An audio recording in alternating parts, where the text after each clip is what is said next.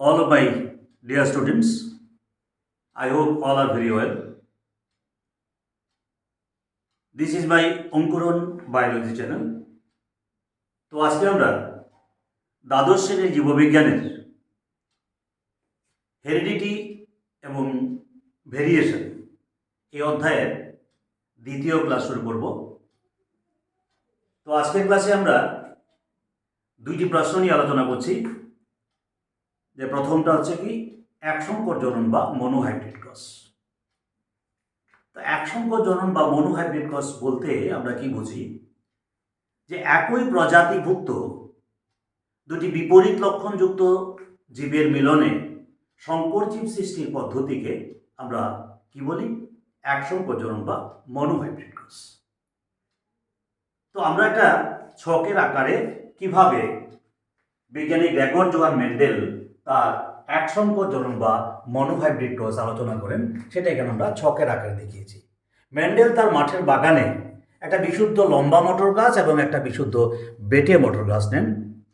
এই বিশুদ্ধ লম্বা এবং বেটে মটর গাছের মধ্যে সংকরায়নের পর ফার্স্ট ফিলিয়াল জেনারেশন অর্থাৎ প্রথম অপত্য বংশে যতগুলি মটর গাছ তৈরি হয়, সমস্ত মটর গাছগুলি কি সংকর লম্বা প্রকৃতির মটর গাছ হয়। এবার এই সংকর লম্বা প্রকৃতির মটর গাছের মধ্যে যখন মেন্ডেল আবার সংকরায়ন ঘটান, তখন F2 জনুতে যে মটর গাছগুলি তৈরি হয় তার ফিনোটাইপগত এবং জিনোটাইপগত অনুপাত যদি আমরা বিশ্লেষণ করি, দেখা যায় জিনোটাইপিক অনুপাত 1:2:1 এবং ফিনোটাইপিক অনুপাত 3:1। অর্থাৎ মেন্ডেলের একসংকর জননে জিনোটাইপিক অনুপাত কত, 1:2:1 এবং ফিনোটাইপিক অনুপাত কত, 3:1। এই ছিল তার একসংকর জনন। মেন্ডেল দ্বিসংকর জনন প্রবর্তন করেন।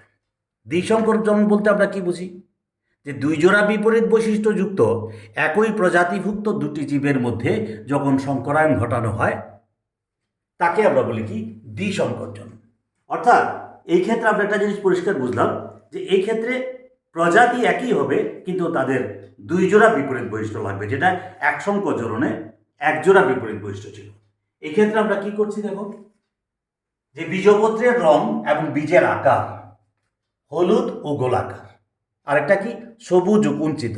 অর্থাৎ হলুদ গোলাকার এক জোড়া বৈশিষ্ট্য এবং সবুজ কুঞ্চিত আরেক জোড়া বৈশিষ্ট্য, এই দুই ধরনের বৈশিষ্ট্যের সঙ্গে জীবের সঙ্গে একই প্রজাতিভুক্ত জীবের সঙ্গে যখন আমরা সংকরায়ন ঘটাই, F1 জন্ম অর্থাৎ ফার্স্ট ফিলিয়াল জেনারেশনে যতগুলি গাছ তৈরি হয় তাদের মধ্যে বৈশিষ্ট্যটা কি থাকে, সংকর গোলাকার হলুদ বীজপত্রযুক্ত বীজ হয়। এবং এদের মধ্যে যখন আবার সংকরায়ন ঘটানো হয়, অর্থাৎ F2 জনুতে সেকেন্ড ফিলিয়াল জেনারেশনে তাদের যে অনুপাতটা হয়, অর্থাৎ ফিনোটাইপিক অনুপাত এবং জিনোটাইপিক অনুপাত, সেটা নির্ণয় করার জন্য আমরা যে ছকটা তৈরি করি, সেখানে আমরা কি দেখলাম, যে তাদের ক্ষেত্রে যে ফিনোটাইপগত এবং জিনোটাইপগত যে অনুপাত তৈরি হয় সেটাকে আমরা নিম্নলিখিত আকারে বিশ্লেষণ করতে পারি। কি আছে দেখো, F2 জনুতে এই চেকার বোর্ডের সাহায্যে যখন আমরা তার অনুপাতটা বিশ্লেষণ করব, তার ফিনোটাইপিক অনুপাত হবে 9:3:3:1 এবং জিনোটাইপিক অনুপাত হবে 1:2:2:4:1:1:2:1:2:1। অর্থাৎ দ্বিসংকর জননের ফিনোটাইপিক অনুপাত কত, এইটা, এবং জিনোটাইপিক অনুপাত কত, এইটা। এই ছিল মেন্ডেলের একসংকর জনন বা মনোহাইব্রিড ক্রস এবং দ্বিসংকর জনন বা ডাইহাইব্রিড ক্রস।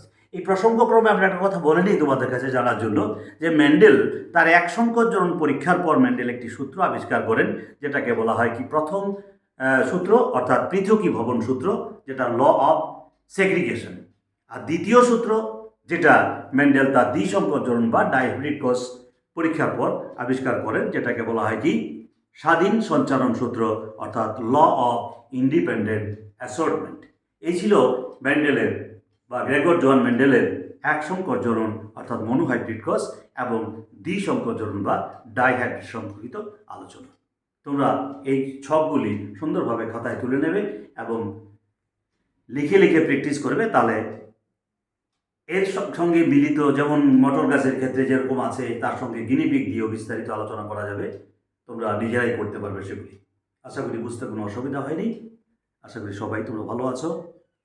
ছকগুলি ভালো করে চর্চা করবে। এখানে রাখছি।